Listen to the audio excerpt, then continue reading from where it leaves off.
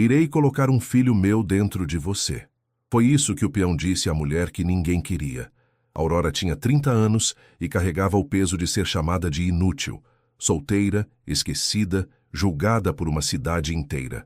Mas quando tudo parecia perdido, ela encontrou um anúncio no jornal. Um homem procurando esposa. Não por amor, mas por respeito.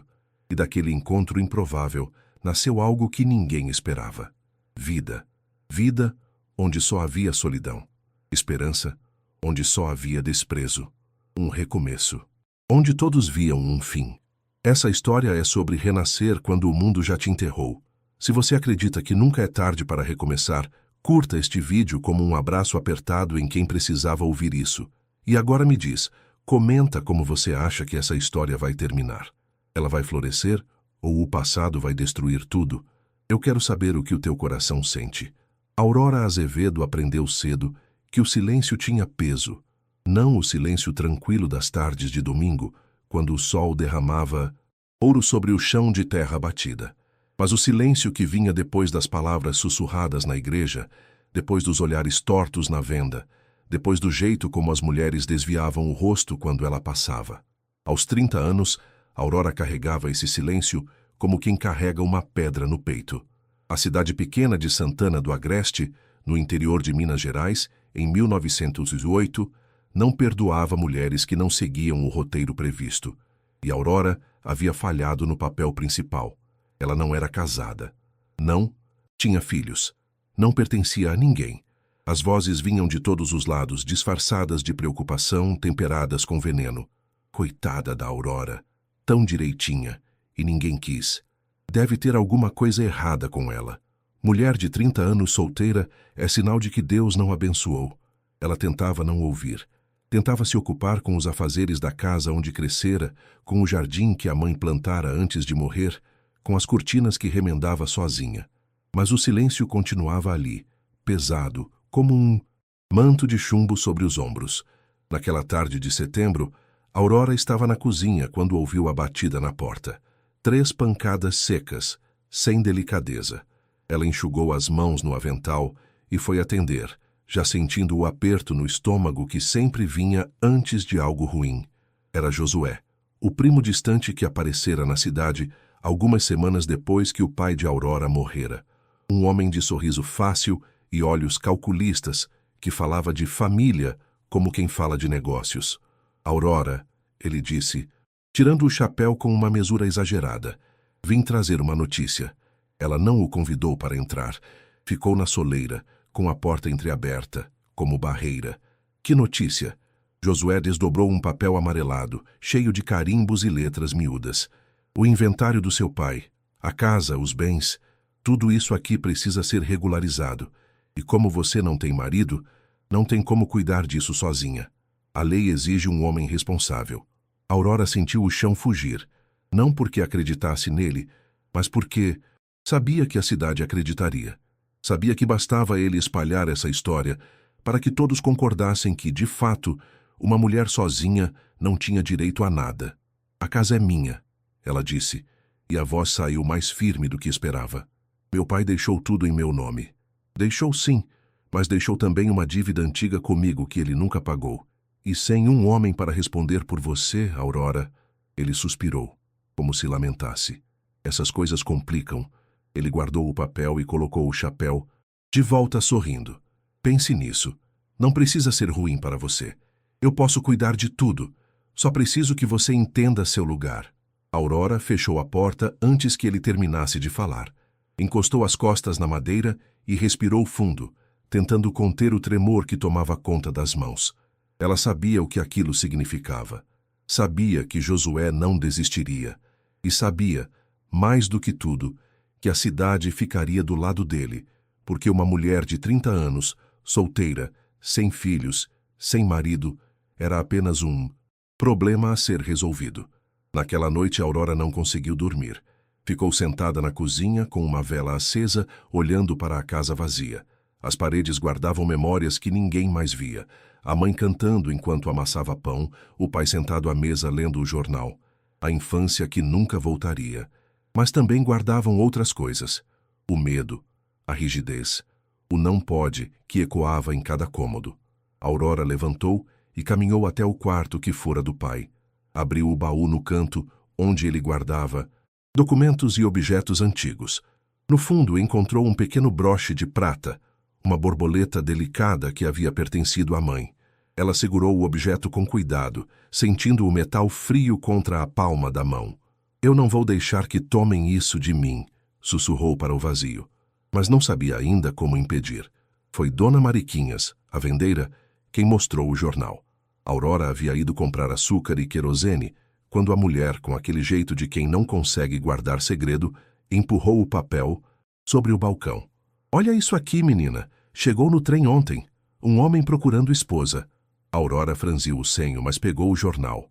Era um exemplar do Correio de Uberaba, já amarelado nas bordas. No canto inferior da página, entre anúncios de remédios e leilões de gado, havia um pequeno retângulo de texto. Procuro mulher para casar e morar em fazenda. Preciso de esposa de verdade, para casa, para caminho e para família.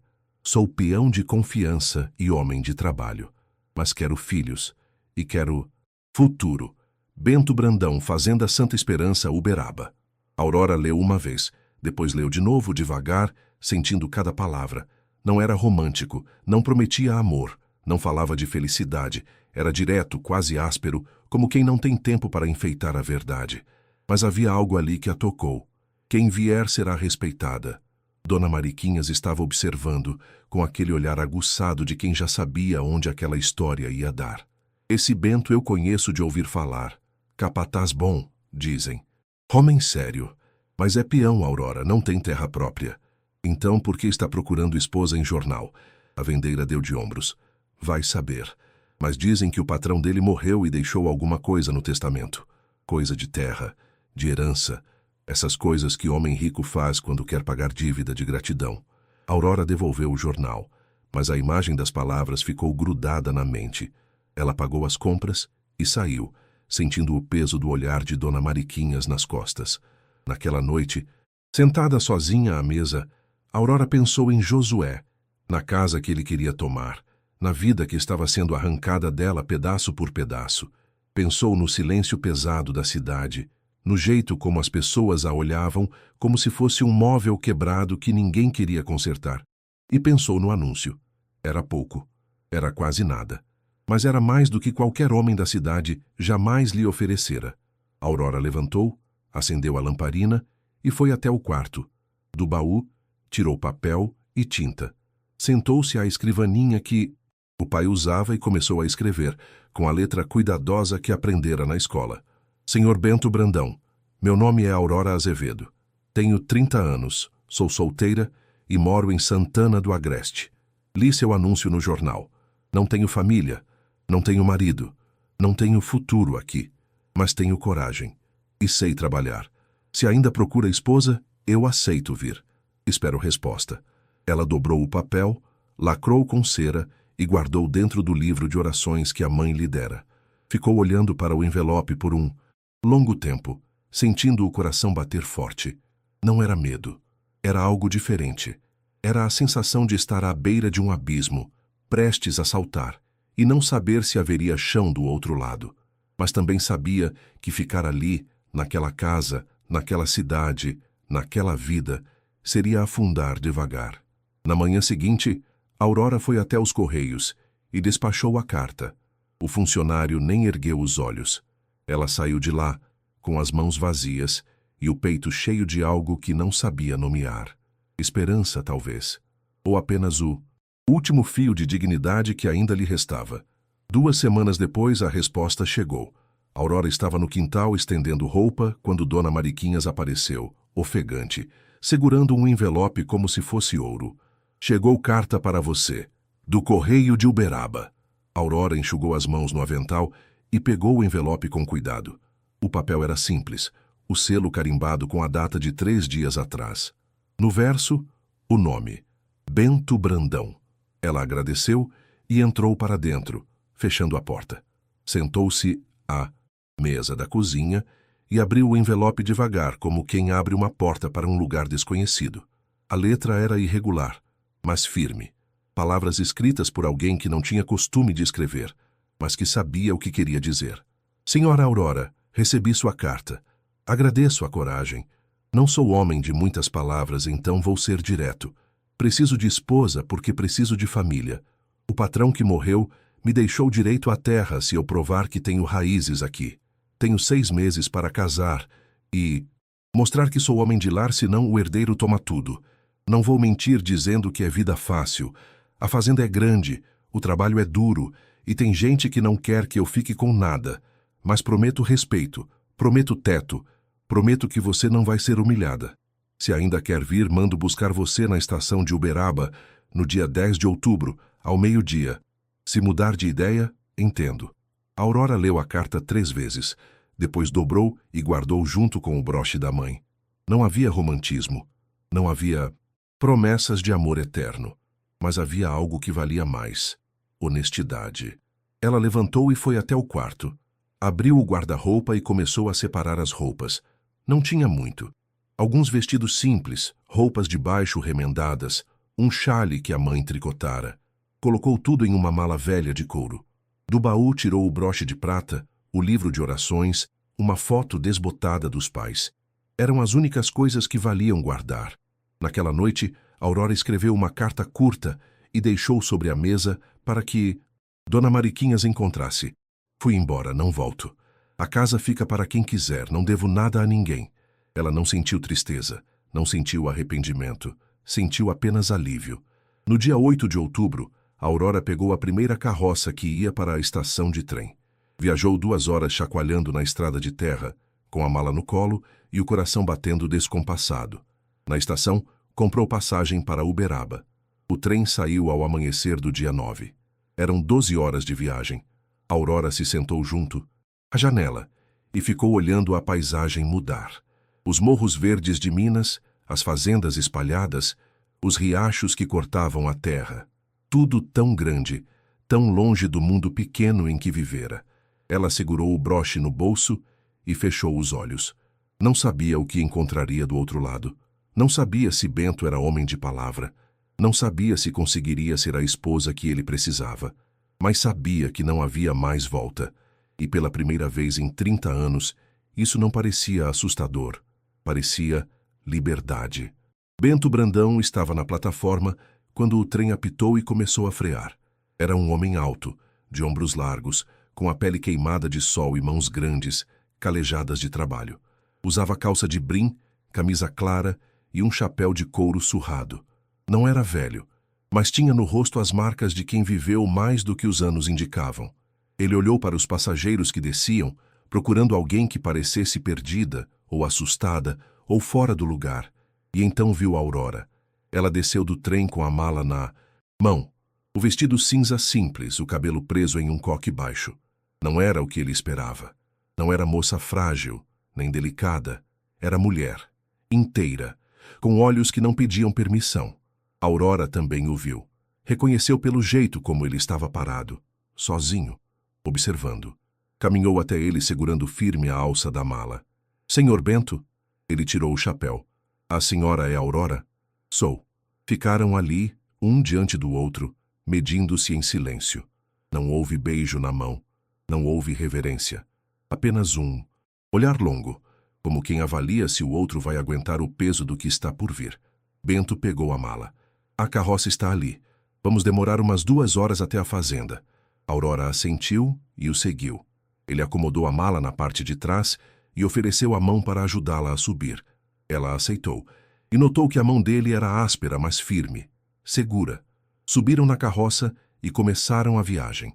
O silêncio entre eles não era desconfortável. Era o silêncio de quem ainda não sabe o que dizer, mas também não sente necessidade de fingir. Depois de meia hora, Bento quebrou o silêncio. Não vou mentir dizendo que é vida fácil. Aurora olhou para ele. Já disse isso na carta, mas preciso que entenda de verdade. A fazenda Santa Esperança foi do coronel Ambrósio Paiva. Ele morreu faz 2 meses. O filho Eduardo quer vender tudo, mas o velho deixou um documento dizendo que, se eu constituísse família, a terra ficaria comigo, como gratidão pelos anos de trabalho. E o filho não gosta disso. Não, ele acha Que peão não merece terra. Acha que isso é coisa de gente fina, não de gente que suja a mão. Aurora ficou em silêncio, absorvendo as palavras. E se a gente casar? Ele desiste? Bento deu um sorriso amargo. Ele vai tentar de tudo para impedir. Mas com casamento registrado e família constituída, o documento vale. E ele não vai poder fazer nada. Então você não quer esposa, quer salvaguarda? Bento olhou para ela, surpreso pela franqueza. Quero as duas coisas. Preciso da terra, porque é onde vivi a vida inteira. Mas também quero família, quero filhos. Quero alguém que fique, não que vá embora quando a coisa apertar. Aurora virou o rosto para a estrada. O sol estava começando a descer, tingindo o céu de laranja e rosa. Eu não vim aqui por amor, ela disse. E a voz saiu calma, sem vergonha. Vim porque não tinha mais nada a perder. Mas vim para ficar. E se você cumprir o que prometeu, eu cumpro o que vim fazer. Bento assentiu, devagar. E pela primeira vez, sentiu algo que não esperava. Respeito. Quando chegaram à fazenda Santa Esperança, o sol já havia se posto. A casa principal era grande, de paredes caiadas e janelas altas, cercada por árvores frondosas. Havia luz nas janelas e fumaça saindo da chaminé da cozinha. Bento parou a carroça e desceu. Ajudou Aurora a descer e pegou a mala. Essa é sua casa agora. Aurora olhou para a construção. Não sentiu medo, não sentiu ansiedade, sentiu apenas cansaço e uma estranha sensação de chegada. Bento a conduziu até dentro. A casa tinha piso de tábua corrida, móveis simples, mas bem cuidados e cheiro de lenha queimando.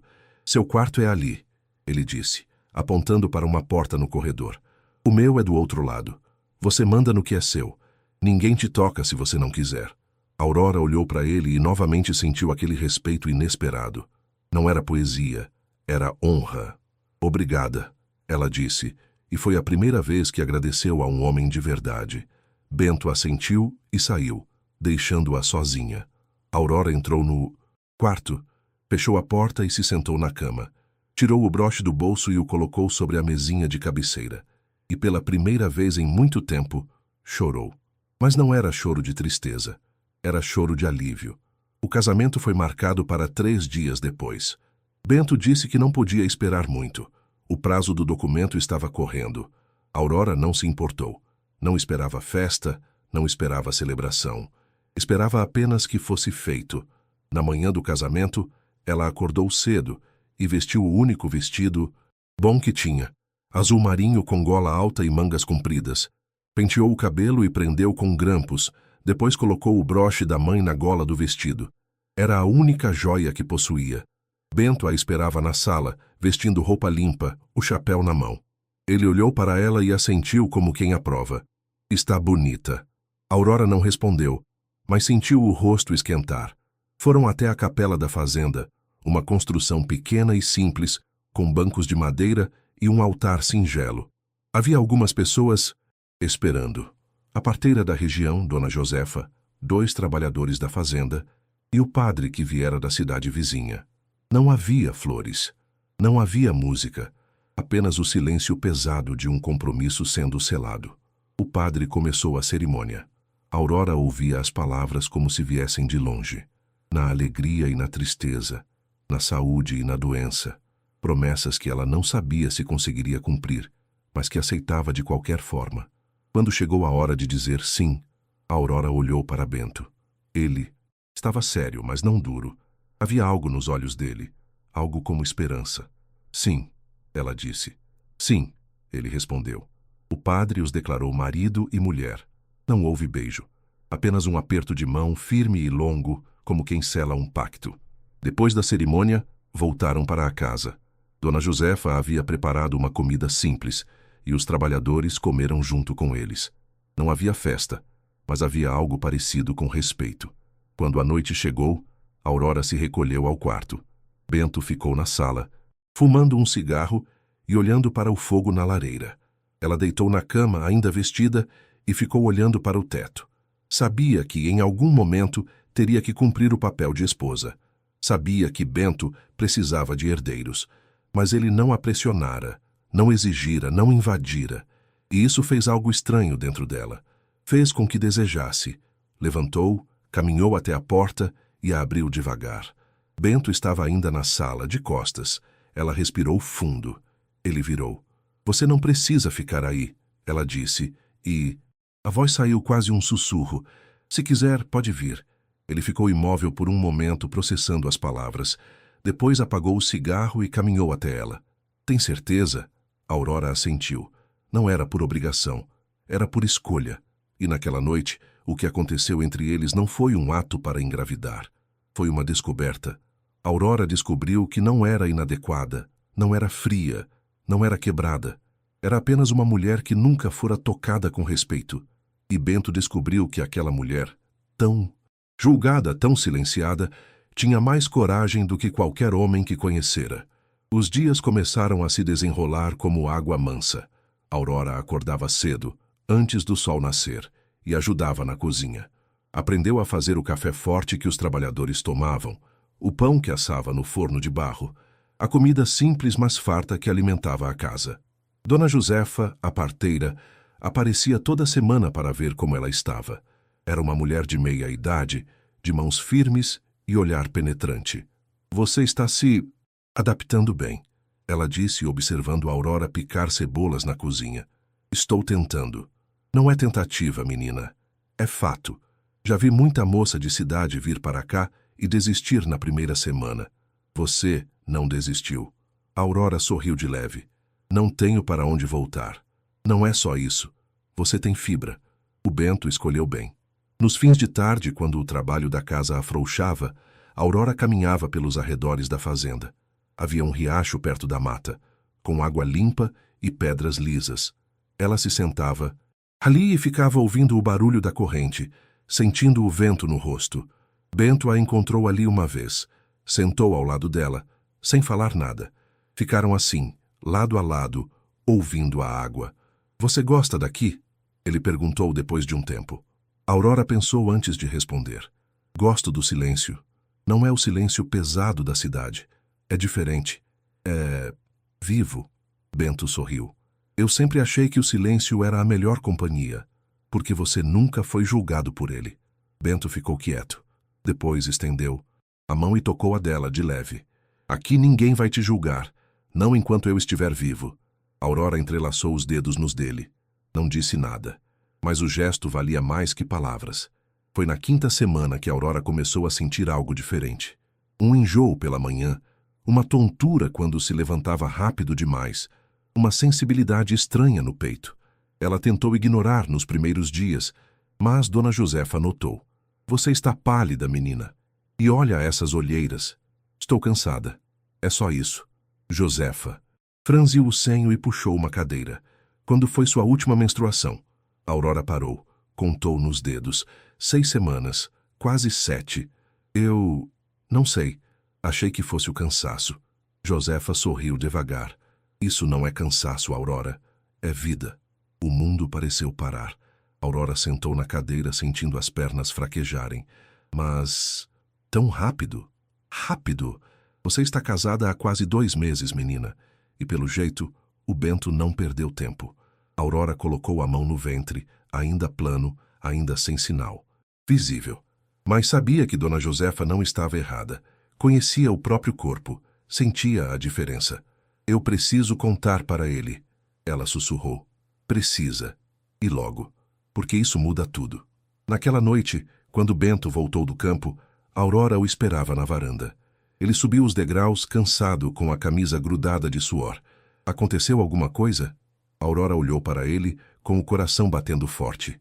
Acho que estou grávida. Bento ficou imóvel.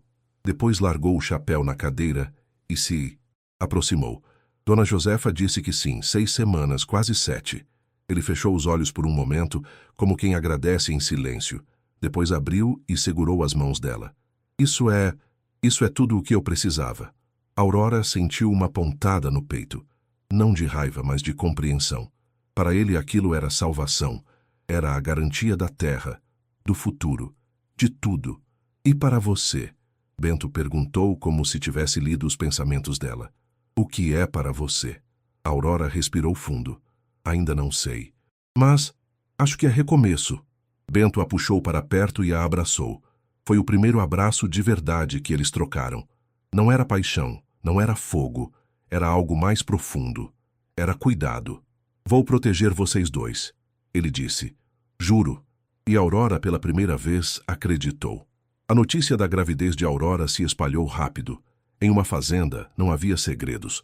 Os trabalhadores comentavam nos intervalos do almoço, Dona Josefa contava na venda da cidade vizinha e logo até o padre sabia. Mas a notícia também chegou aos ouvidos de Eduardo Paiva. Ele estava na casa da cidade, cuidando dos últimos detalhes da venda da fazenda, quando seu advogado lhe deu a informação. O capataz casou e a mulher está grávida. Eduardo fechou a mão em punho sobre a mesa. Quanto tempo? 6, 7 semanas. Se ela levar a gravidez até o fim, o documento do seu pai se valida. Você perde a fazenda. Eduardo se levantou, caminhando de um lado para o outro. Era um homem de 30 e poucos anos, bem vestido, de bigode aparado e olhos frios. Crescera longe da fazenda, na capital, onde fizera amigos influentes e vida fácil. Nunca entendeu por que o pai tinha tanto apreço por um peão. Tem que haver um jeito de impedir isso. O advogado hesitou. Legalmente não há. O documento é claro. Se houver casamento e família constituída, a terra é dele. Eduardo bateu a mão na mesa. Então a gente não vai fazer isso legalmente. O advogado engoliu seco, mas não disse nada. Conhecia Eduardo há tempo suficiente para saber que quando ele decidia algo, não havia argumento que o fizesse mudar de ideia. Na fazenda, Aurora começou a notar pequenas coisas estranhas. Um dia, a sela do cavalo de Bento estava frouxa demais. Ele quase caiu quando montou. Outro dia, o portão do curral apareceu aberto de madrugada e levaram horas para recolher os animais. Coisas pequenas, coisas que podiam ser acidente, mas Bento não acreditava em acidente. Alguém está fazendo isso de propósito, ele disse a Aurora. Uma noite depois que encontraram veneno para rato espalhado perto do depósito de ração. Eduardo, quem mais? Ele sabe que, se algo acontecer comigo, você fica sozinha. E se algo acontecer com você... Ele não terminou a frase. Aurora sentiu um frio na espinha. O que a gente faz? Bento segurou as mãos dela. A gente fica atento. Não sai sozinha. Não come nada que não tenha sido preparado por você ou pela Josefa. E mantém a porta trancada de noite. Aurora assentiu, mas sentia o medo crescendo, dentro do peito. Não era medo por ela. Era medo pelo que carregava no ventre. Aurora começou a tomar precauções. Acordava antes de todo mundo e preparava a própria comida. Não bebia água que não tivesse fervido ela mesma. Não saía de casa sem Bento ou Dona Josefa por perto. Mas o medo não a paralisava. Ao contrário, fez algo estranho dentro dela. A fortaleceu. Uma tarde, enquanto lavava roupa no tanque, Dona Josefa se sentou ao lado dela. Você está diferente, Aurora. Como assim?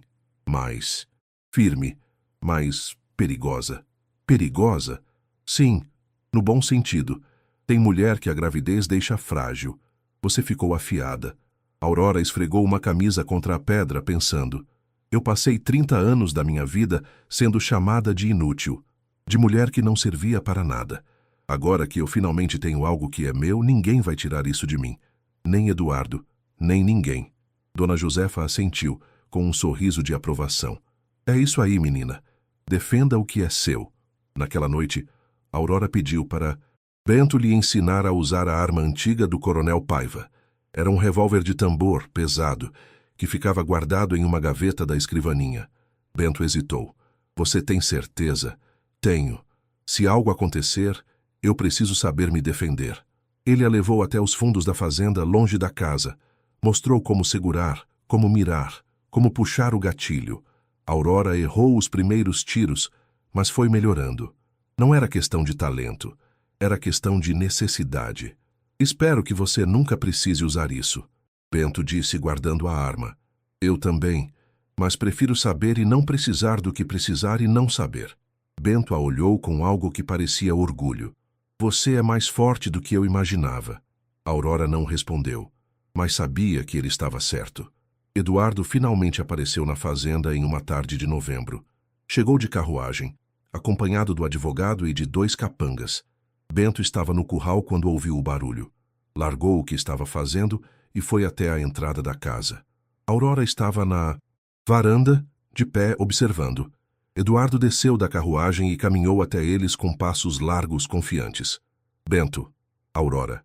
Ele tirou o chapéu, mas não havia cortesia no gesto. O que você quer aqui, Eduardo? Bento perguntou, cruzando os braços. Vim ver como estão as coisas. Afinal, ainda sou dono dessa terra. Não por muito tempo. Eduardo sorriu, mas era um sorriso sem calor.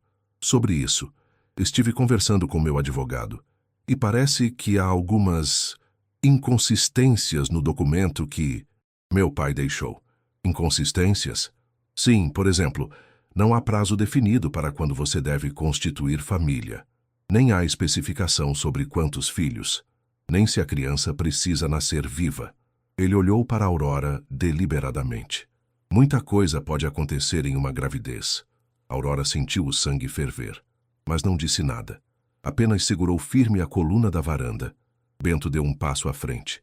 Se você está insinuando o que eu acho que está, é melhor sair daqui agora. Eduardo ergueu as mãos em falsa rendição. Não estou insinuando nada, Bento. Só estou dizendo que a vida é cheia de imprevistos. E que, se algo acontecer, bem, o documento cai. E você volta a ser o que sempre foi, um peão. Ele colocou o chapéu de volta e voltou para a carruagem. Cuidem-se, os dois. A carruagem partiu, levantando poeira. Aurora soltou o ar que não sabia que estava prendendo. Bento subiu na varanda e a abraçou. Ele não vai conseguir nada, ele disse, mas a voz não estava tão firme quanto queria. Aurora olhou para o horizonte onde a carruagem desaparecia. Ele vai tentar até conseguir ou até ser impedido. Então a gente impede. Aurora virou para Bento. Como? Ele segurou o rosto dela com as mãos, sendo mais fortes do que ele, sendo mais espertos, e não dando a ele o que ele quer, nosso medo. Aurora assentiu, mas sabia que não seria fácil. A guerra estava apenas começando. Os meses seguintes foram de tensão constante. Aurora sentia a barriga crescer, o bebê mexer, a vida pulsar dentro dela, mas também sentia o peso dos olhares, das ameaças veladas, das coisas estranhas que continuavam acontecendo. Um dia, encontraram vidro moído na ração dos cavalos. Outro dia, uma das cisternas amanheceu contaminada. Coisas que podiam ser acidentes, mas que claramente não eram. Bento reforçou a segurança. Colocou os trabalhadores de confiança para vigiar a casa de noite. Trancou tudo o que podia ser trancado, mas sabia que não dava para impedir tudo. Aurora, grávida de 7 meses, começou a dormir menos. Acordava no meio da noite, sobressaltada, sentindo o coração disparar. Levantava, ia até a janela e ficava observando as sombras do lado de fora. Bento acordava junto, sem reclamar. Sentava ao lado dela, segurava sua mão. Vai passar, ele dizia. Quando o bebê nascer, tudo vai se resolver. Aurora queria acreditar, mas tinha um pressentimento ruim, como nuvem pesada antes da chuva. E então, em uma noite de dezembro, quando o calor era sufocante e o ar estava carregado, Aurora sentiu a primeira contração. Era cedo demais. Faltavam ainda 6 semanas. Ela estava na cozinha, preparando chá, quando a dor veio, aguda, cortante, como uma lâmina atravessando o ventre. Soltou a xícara que se espatifou no chão. Bento! Ele apareceu correndo, viu o rosto pálido dela, o jeito como segurava a barriga. O bebê? Não sei. Está doendo. Não deveria estar doendo assim. Bento a carregou até o quarto, deitou-a na cama com cuidado. Mandou um dos trabalhadores buscar Dona Josefa às pressas. Aurora respirava fundo, tentando controlar o pânico. As contrações continuavam, irregulares, mas fortes. Ela segurou a mão de Bento com força. Não pode ser agora. É cedo demais. Vai dar tudo certo, ele dizia, mas ela via o medo nos olhos dele. Dona Josefa chegou meia hora depois, ofegante, com a bolsa de parteira. Examinou Aurora rapidamente, com mãos firmes e olhar concentrado. Não é parto, ela disse, e Aurora sentiu um alívio momentâneo. Mas é alerta. O corpo está reagindo a alguma coisa. Você comeu algo diferente hoje? Aurora pensou. Café da manhã normal. almoço que ela mesma preparou, e no meio da tarde havia tomado água da jarra que ficava na sala. A água, ela sussurrou. Bento saiu correndo. Voltou com a jarra, cheirou, molhou o dedo e provou. Depois cuspiu, com o rosto contorcido. Tem algo aqui. Alguma coisa amarga. Dona Josefa pegou a jarra, examinou. Chá de arruda. É usado para forçar aborto. O silêncio que caiu foi pesado como chumbo. Aurora sentiu o sangue gelar. Alguém colocou isso na minha água. Bento fechou os punhos, tremendo de raiva contida. Eduardo. Não sabemos se foi ele, Dona Josefa disse, prática. Mas agora não importa. O que importa é estabilizar a Aurora e o bebê. Ela preparou um chá de ervas diferentes, que fez a Aurora beber devagar. Passou um óleo no ventre, massageando com cuidado, enquanto rezava baixinho. As contrações foram diminuindo aos poucos. Depois de 2 horas, cessaram. Completamente. O bebê está bem, Dona Josefa disse. Mas foi por pouco. Se você tivesse bebido mais, ou se o chá estivesse mais concentrado... Ela não terminou a frase. Não precisava. Aurora fechou os olhos, sentindo as lágrimas escorrerem. Não eram lágrimas de medo, eram de raiva, raiva pura, incandescente. Ele tentou matar meu filho, ela disse, e a voz saiu baixa, perigosa. Bento se ajoelhou ao lado da cama. Eu vou resolver isso. Eu prometo. Não. Aurora abriu os olhos e o encarou. Nós vamos resolver isso, juntos. Dona Josefa ajustou o xale e pegou a bolsa.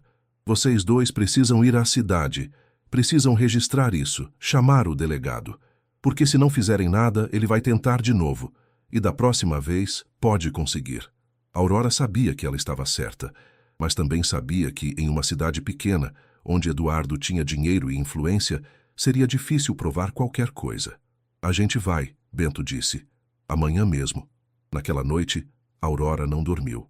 Ficou acordada, com a mão sobre o ventre, sentindo o bebê mexer de leve, como se estivesse tranquilizando-a.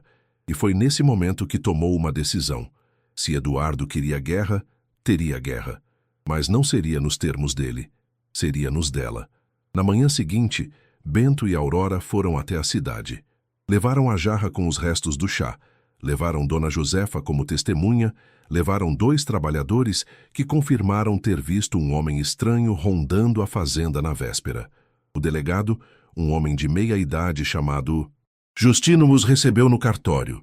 Ouviu a história toda com atenção, examinou a jarra, anotou os nomes das testemunhas. Isso é grave, ele disse. Tentativa de envenenamento. Ainda mais de uma gestante. Ele olhou para Aurora. A senhora está bem? Estou. Mas meu filho quase não estava. Justino assentiu. Vou abrir inquérito. Mas preciso de provas concretas de que foi Eduardo Paiva. Não posso acusar um homem de família só com base em suspeita. Ele tem motivo, Bento disse.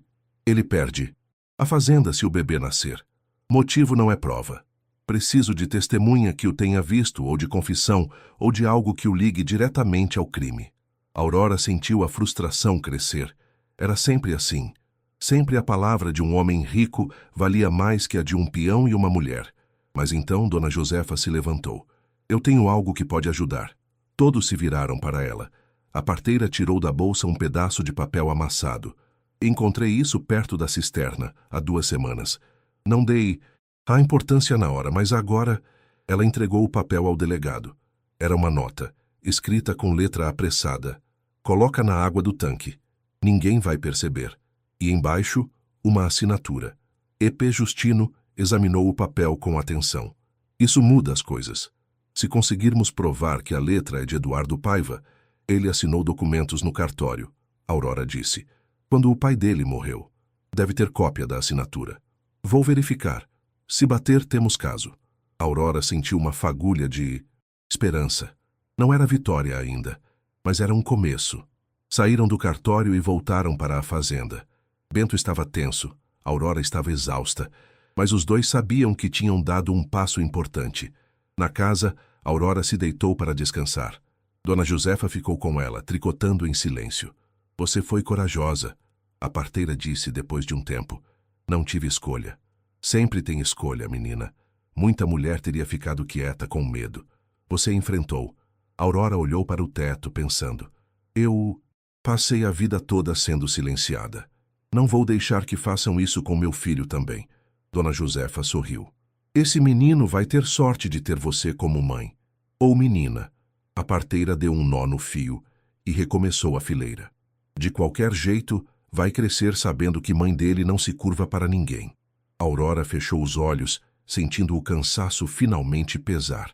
E pela primeira vez em dias, conseguiu dormir em paz. 3 dias depois, o delegado Justino apareceu na fazenda com notícias. A letra bate, ele disse mostrando os documentos. Eduardo Paiva assinou aquele bilhete. E mais, um dos capangas que trabalhava para ele confessou. Disse que Eduardo pagou para que ele colocasse o chá de arruda na água, mas que não sabia que era para uma gestante. Ficou com remorso. Aurora sentiu o alívio tomar conta do corpo. E agora? Agora Eduardo vai responder. Vou emitir mandado de prisão por tentativa de homicídio qualificado. E o documento do coronel se valida automaticamente, já que a tentativa de impedir a constituição da família foi comprovada. Bento segurou a mão de Aurora, apertando com força. A fazenda é nossa? É. Oficialmente. Eduardo não pode mais contestar. Aurora não conseguiu conter as lágrimas. Não eram lágrimas de tristeza. Eram de vitória, de justiça, de recomeço. Justino colocou o chapéu de volta. Vocês passaram por muito, mas agora está resolvido. Eduardo vai pagar pelo que fez, e vocês podem viver em paz. Depois que o delegado foi embora, Bento abraçou Aurora. Ficaram ali na varanda, abraçados em silêncio. Acabou, ele disse. Acabou, ela repetiu. E pela primeira vez em meses, sentiu que podia respirar de verdade. Nas semanas seguintes, a vida voltou a ter ritmo. Aurora entrou no 8º mês de gravidez. A barriga estava pesada, mas o bebê estava forte, mexendo sem parar. Eduardo foi preso e julgado, condenado a anos de prisão. A fazenda foi oficialmente registrada em nome de Bento Brandão, com Aurora como coproprietária. Pela primeira vez, ela tinha algo que era verdadeiramente seu. Um dia, enquanto caminhava pelo quintal, Aurora parou perto do riacho, tirou o broche da mãe do bolso, agora sempre o carregava consigo, e ficou olhando para a borboleta de prata. Conseguimos, mãe, ela sussurrou. Eu consegui. E sentiu que, de algum lugar, a mãe estava sorrindo. O parto aconteceu em uma manhã de janeiro, quando o sol ainda estava baixo e o ar era fresco. Aurora acordou com as contrações, regulares e firmes. Não sentiu medo. Sentiu apenas prontidão. Dona Josefa chegou rapidamente, já preparada. Bento ficou do lado de fora do quarto, andando de um lado para o outro nervoso. O trabalho de parto durou 6 horas. Aurora suou, gritou, chorou, mas não desistiu. E quando finalmente ouviu o choro do bebê, sentiu que o mundo inteiro fazia sentido. É menina, Dona Josefa anunciou, segurando a criança envolta em panos limpos. Aurora estendeu os braços, tremendo. A parteira colocou a bebê em seu peito. Era pequena, vermelha, perfeita. Oi, minha filha, Aurora sussurrou beijando a testa da criança.